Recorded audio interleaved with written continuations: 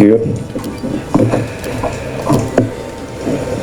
Distinguished Chiefs of Defense and Security, the Director of the East Africa Standby Force, members of the Experts Working Group, members of the ESF Secretariat, distinguished guests, ladies and gentlemen.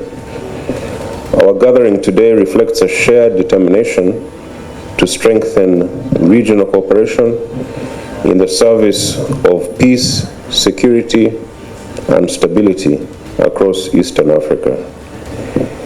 Before I proceed, as indeed the Director did a while ago, I wish to pay tribute to the late Honorable Hassan Omar Mohammed Burhan, Minister of Defense of the Republic of Djibouti, who passed away on the 16th of July 2026. He was a respected Pan-African and a strong advocate of dialogue, solidarity, and collective action in addressing the security challenges of our region.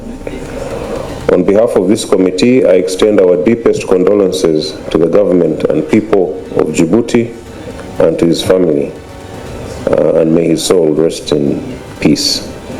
Distinguished chiefs, we meet at a time when the security environment is becoming more complex, more demanding, and more unpredictable. Conflicts are changing rapidly, extremist threats are evolving, illicit networks are becoming more sophisticated, and technology is reshaping the way operations are planned and conducted.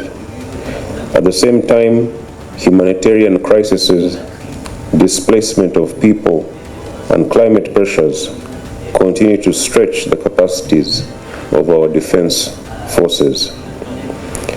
In such an environment, preparedness is no longer measured by numbers alone.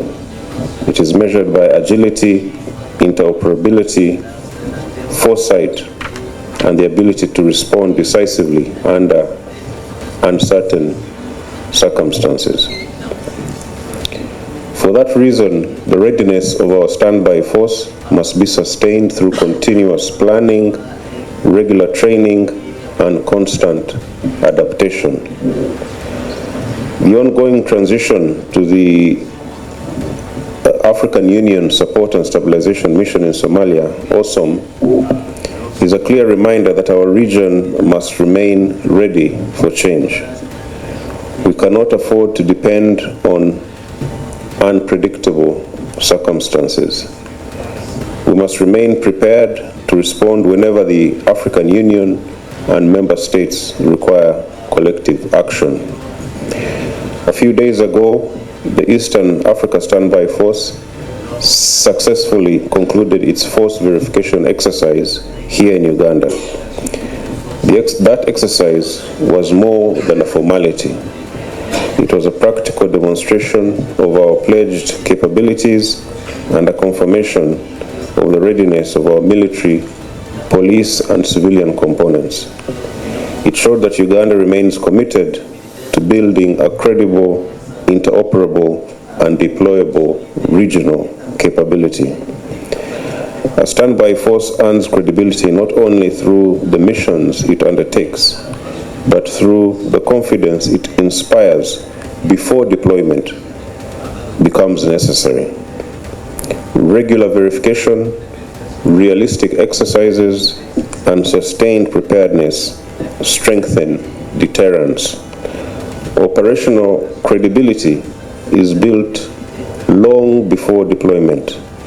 It is built through planning, common standards, interoperable systems, disciplined institutions, and trust forged by years of working and training together. Our duty is to preserve these gains while ensuring that the force continues to evolve with the changing times. I am confident that our deliberations will reflect the professionalism, strategic vision, and leadership that have long defined the Chiefs of Defense and Security of Eastern Africa. May this session strengthen our force, deepen our cooperation, and help us find practical solutions to the challenges before us. With those remarks, it is my honor and privilege to declare the 36th Ordinary Session of the Committee of Chiefs of Defense and Security of the Eastern Africa Standby Force open. I thank you for your attention.